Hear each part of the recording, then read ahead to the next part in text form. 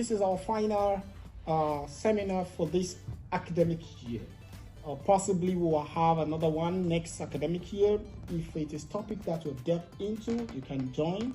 If it's a new one, you can decide to join. Now, we want to talk about why it's important to develop a research proposal and how to develop your research proposal. We're going to go through what is the purpose of research proposal. Why do we write it? Why is it important? And mainly the key things about research proposal is that it has structure, a template, a typical structure. So, and I'm now recommending that whether you are going to a university that's required, ideally, if you're going for PhD program, you will be asked to write a research proposal. It is an ideal. Whether it is a serious one or not, I'm recommending that you shouldn't just do it for the sake of asking you to do it, because it is for your own good. If you have good research proposal, whether they are going to fund your program or not, whether they are going to ask you or not, it helps you to keep your work together. It helps you to track your work. You'll get to that. We'll talk about those stages and why. You will see why it is very important for you to lay your hand. In fact, it can help you to easily work with your project on time and finish on time. Why do I need budget? Oh, are we spending any money? Let me tell you something. Spending money, especially, hey guys, especially in PhD, it can be, you think you're not going to spend money? No. No matter what, you'll spend. This is not about even giving anyone's money. I'm talking about conducting research itself. By the middle of my research work, I think by the time I was ready to finalize most of the things and the process, I cannot calculate some amount. The amount I spent on normal gathering of data that I cannot remember are more than the one I can remember. But the one I can remember, if I could think of it upon how little it may be, it may be close to nothing less than 300 to, let's say 500, 300 to 500,000 rubles. She said, it depends on the kind of research you do. It depends on the research you do. My method is huge. If I showed you my method, if I showed you how it goes, you will. Very few people can work in my way, the way I did it. Very, very few. Most of the method I use, some people use only one. I use about 5 different together in one research. So some will say I'm going for only interview. I have interview. Some will say I'm going for only survey. I have survey. Some will say I want to go with content analysis. I have 4 different types of content analysis. I have constitution analysis. I have a newspaper analysis. I have a radio audio analysis. So I have different types of analysis that has to do with content. So it can be very, it depends on what you want. So it's up to you. If you think you have the energy, you have the resources, and you can pull, but nobody's asking you to go to. But whatever you choose, do it well. Well, that's the point. Now, so we've talked briefly about what your title page is, right? Your title page, you have that, and you need the title of your research. I think I gave you a hint about it before. That it shouldn't be maximum of it shouldn't be more than 12 words. When you're choosing research title topic, it shouldn't be more than 12 words, 12 to 13 words, count of words. When it's beyond that, then it's becoming something else. Yes. Sometimes it may be up more, like maximum of 15 within that, but don't let it be ideally 13 to 15, then you have a structure, your title of your research. There are many ways of coining it to have something tangible and something meaningful. Now, introduction. What is your introduction? Again, so you learn about what introduction is again today. So you want to provide a background, the description of the basic facts and the importance of areas of your research, right? That is your introduction.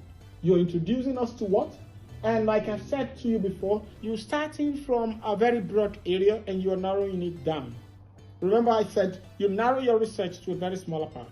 But when you're doing your introduction, you talk about it from different broad way, from different perspectives.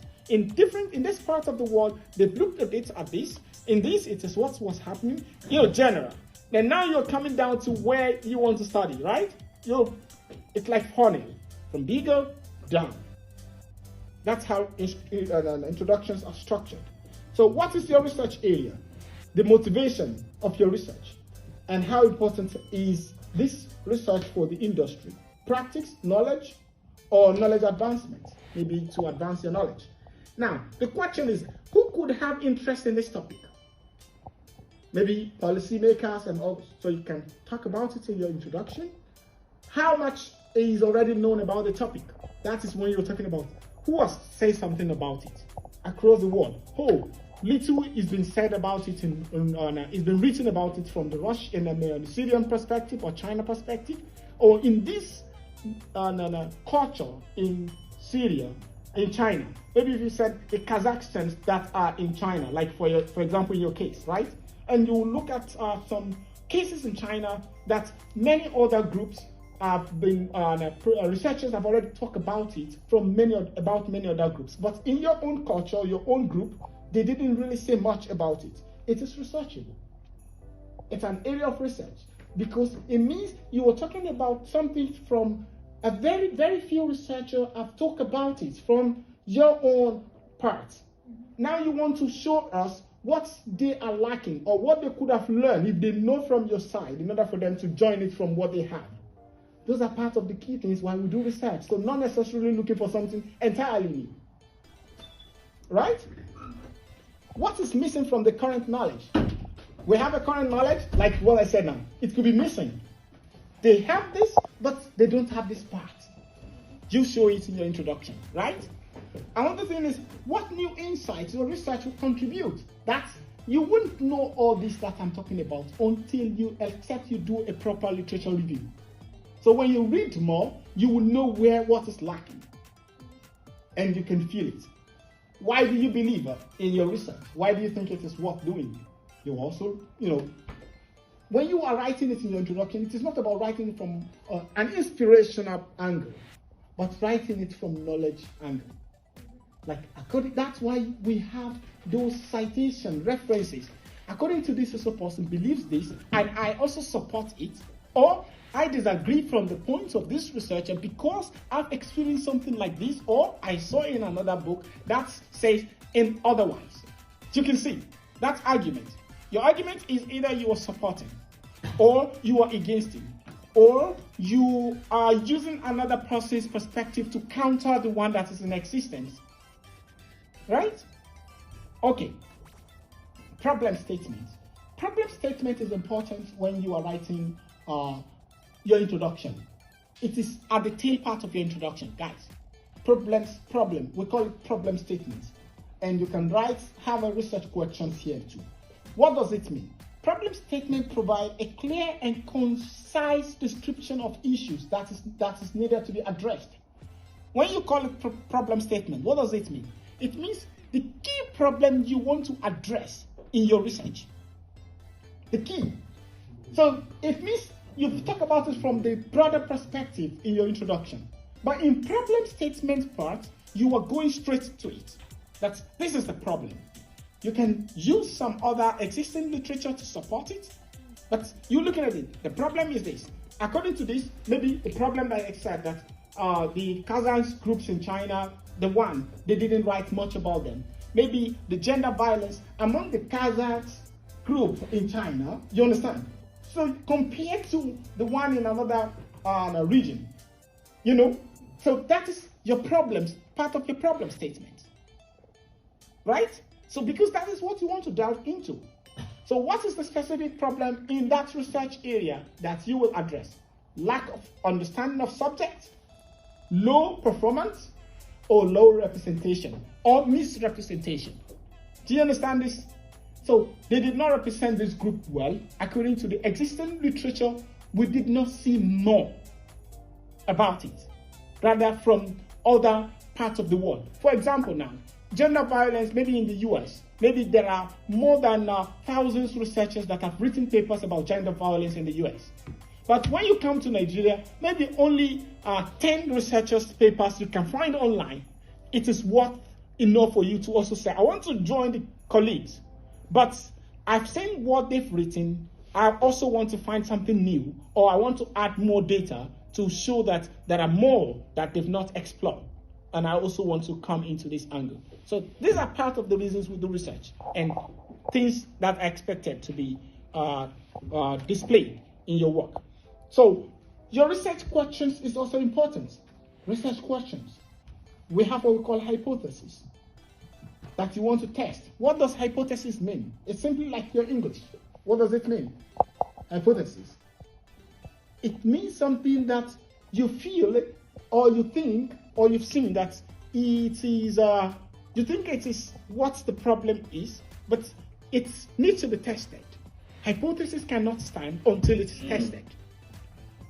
Hypothesis cannot stand until it's tested. But in the case of research question here, it's close to it because for every research there will be questions. You want to answer. Why are there low representation of the Kazakhs and living in China in this area? Do you understand? Why? How many group of people are looking at this part of this? To what extent is this thing affecting the mentality of the people in this area? Those are questions. So you have questions that need to be answered. It makes it research. And there are things you want to go and talk about.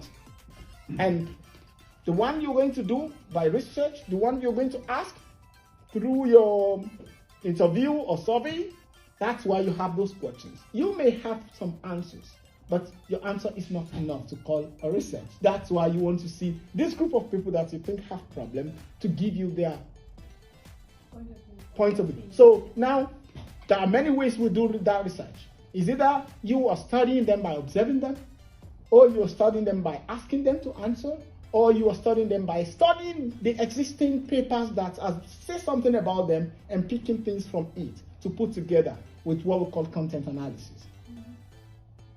Right? Now, objectives. You need to set objectives for your work. And so objectives provide a list goals that will be achieved through proposed research. So when you have a proposal, you need objectives. What do you want to achieve? I want to achieve this. I want to achieve this. You know, to explore the rate at which gender violence is rising in among the Yoruba group in Moscow, Russian Federation. Look at that. I'm not saying generally in Russia. And when I'm saying generally in Russia, it means I need representative of Yoruba group of Nigeria, Yoruba are from Nigeria, Yoruba group that are living in Moscow, that are living in St. Petersburg, that are living, you know, Krasnodar. When I say in Russia, it means I am ready to delve, to do research and go to almost all these states. That is the implication of you guys generalizing your research. Fits in the really big budget. Do you understand?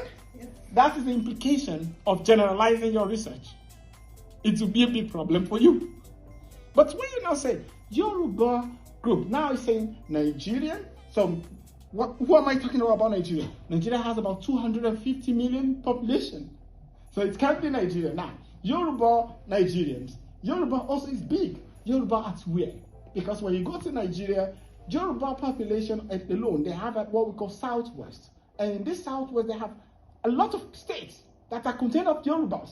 So if I'm talking about Nigeria, I may now say the Yoruba living in Lagos State. Mm-hmm. If I now say Lagos State, I may even go down and say a town in Lagos State. A street.